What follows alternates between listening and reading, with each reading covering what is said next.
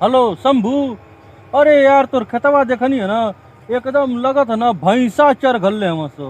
हमार तो भाई ठीक ठाक बा और सरसोईया एकदम फुलाइल उलाइल लिया, लेकिन तोर तो एकदम चर के चिक्कन कर दिले हम सो। अरे यार तनिया के देखल कर मदवा तो नहीं ठीक न। हाँ सजिया सुबरवा आके देखल कर, एकदम चर के जरिए से चिक्कन कर दिले हम सो। भैंसवे ना चरियो सो और कौन चरियो सो, छेरी बकरी थोड़े चरियो सो। हाँ भैया तनिया के देखल करा, खाद उद मार जाए एकदम बेकार बात तुहर गेहुआ। हमारा तो ठीक ठाक बा ठीक ना, एक एक बित्ता का हो गई ठीक ना।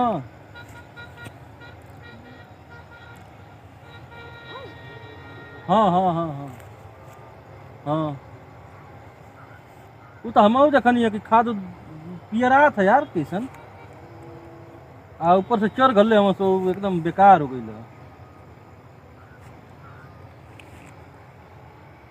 ना तो दोपहरियो में भेज देवल करा अपनी बबजियों के ठीक न। असजिया सुबह तू आके देख देवल करा। हाँ भाई काम धंधा कल जरूरी है, काम धंधा ना करबे तो मान ला धर्म कर्म के तरह भैया। का हो ए भैया। अच्छा रुका तनी एक आदमी का। ए भैया एगो बात पूछी। का हो हमके जाए के मऊ।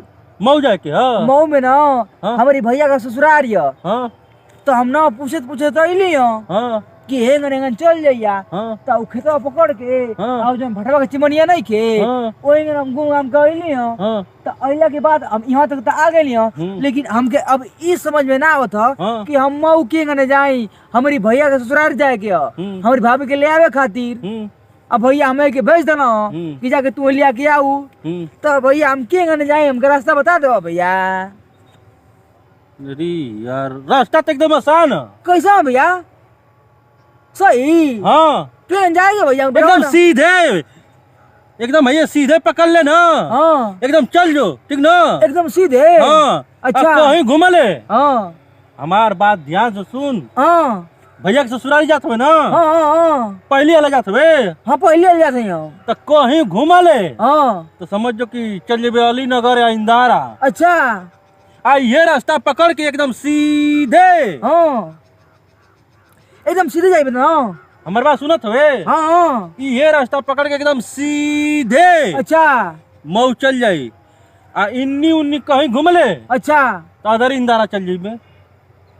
ना भैया हाँ? तो हार कसम खा गत है हाँ? कि हम सीधे जाइब ना। हाँ एकदम सीधे जाइब हाँ? ना, हर घूम ना वो हर हाँ एकदम सीधे तनको जाइब। दाएं या बाएं मत घूमिए। अच्छा हाँ हाँ कहाँ से आवत है बाबू? हम आवत है रतनपुरा से। रतनपुरा से। हाँ रतनपुरा पहले मुझे देखत बा ना। हाँ हाँ हाँ एयर स्कूल से आवत है यहाँ। आ मऊ जाए के। हाँ आ मऊ जाए के हम तोरे भैया के मऊ ससुराल है। हाँ तो बाबू एकदम सही रास्ता बतावत है। अच्छा ये रास्ता पकड़ के एकदम सीधे हाँ मऊ चल जाई।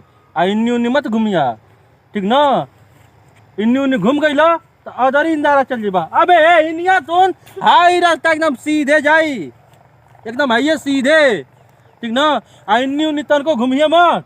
अब मगर हम तो नहीं तो बहुत घूमत नहीं है यार वर से मेडी अरे में। यार तो यही से ना साँझ हो गई है देखत वे। हाँ अन्हार होके वाला है। अब भैया के ससुराल ही जाए के है तो एकदम ये रास्ता पकड़ के सीधे जाइए सीधे ठीक ना। इन्नी उन्नी तनको मत घूमिए। एकदम सीधे जाके ना। हाँ एकदम सीधे जाए के। तो हार कसम खा कत हई अपने भैया की मेहरारू को कि हम एकदम सीधे जाई न हर घूम न वो हर। हाँ एकदम सीधे जाइब ना। हाँ एकदम सीधे ये रास्ता पकड़ के। हाँ बहुत धन्यवाद भैया, हमके रास्ता बतौला ना। हाँ हम जात है ना। हाँ हाँ जात है। हाँ जा भैया जा। एकदम सीधे जाइब। एकदम सीधे एकदम सीधे। बताओ यार हमके सीधे सीधे जाए के बा भैया रास्ता बतौला डरिया में। असल हम क्या करने के सीधे जाए। अरे ये तो बड़ा कठिन रास्ता। अरे भाई इधर जुंटवान आ गए, अब हम क्या करी। अरे तो फंस गई यही मेरे। बताओ हमें कहला एकदम सीधे सीधे जाए के कर मुड़े के ना हो। आज जब सीधे सीधे जाए तो पूरा है कुल अंडर बंडर झंडर आवत डरिया में हो।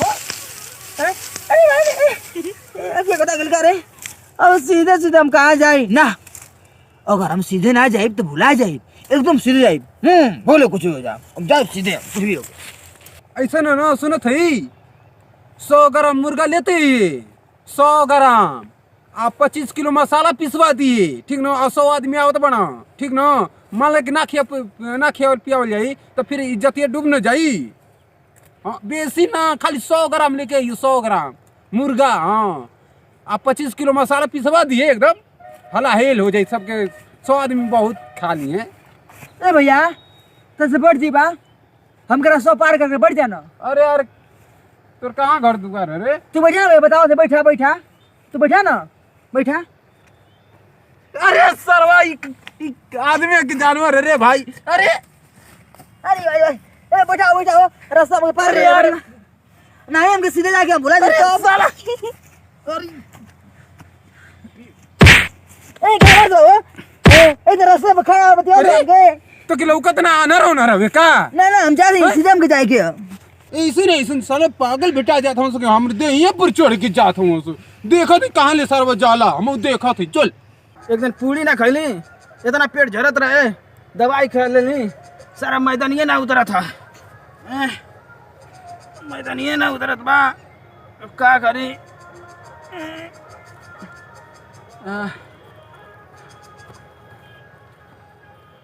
ए भैया तो साढ़बा हो, हमके जाए के हो। बहुत दिक्कत। ए भैया कौन रे?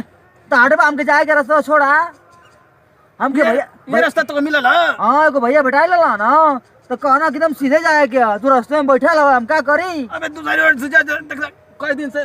ना ना हमके सीधे जाए के, तो रुकल ला, हम चढ़ के चले थे ना। अबे रुक रुक रुक, बताओ नहीं। अबे रुकल ला, हम पार होके जाए।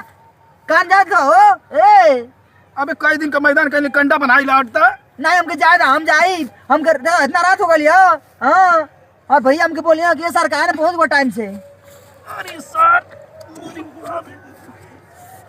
अरे अरे क्या बात कर रहे साला क्या बात कर रहे उनके। रास्ते में खड़ा हमके मार दो तू है। आदमी बन जाइबा। ये हम हो के जवाना की नांगा के आइल हमने तो मार मार मार मार। अरे रास्ते में खड़ा होके क्या कर बोलो। अरे क्या बात करे मटका को। क्या करे तेरा भैया? क्या करे तेरा? पूरी खैले रहनी है, झरत अल्लाह पेट दवाई। मर जाते कम में खाई जाते रहले रे। अबे कई दिन का दवाई खैले रहनी है, कंडा बना के मैदानिये ना उतरा था। रास्ते में खड़ा सब ने गोली वाली रहता। शर्म ना हो रास्ते में कहता है। एक मार मार मार तू ये रास्ता हम सीधे जाएंगे कहा भैया हमसे। क्या रुपये को बताओ सर? एगो रास्ता में रहना ना, मारा बेतना मारना कि आदमी बन जाइबा। रे रास्ते में कहता हमके ठीक उल्टा बोलता बा तू। हम जाए भी सीधे हाथ तो लाटा तो ना कि ढंग से मारे पावे कि वायरल हो जाए एकदम।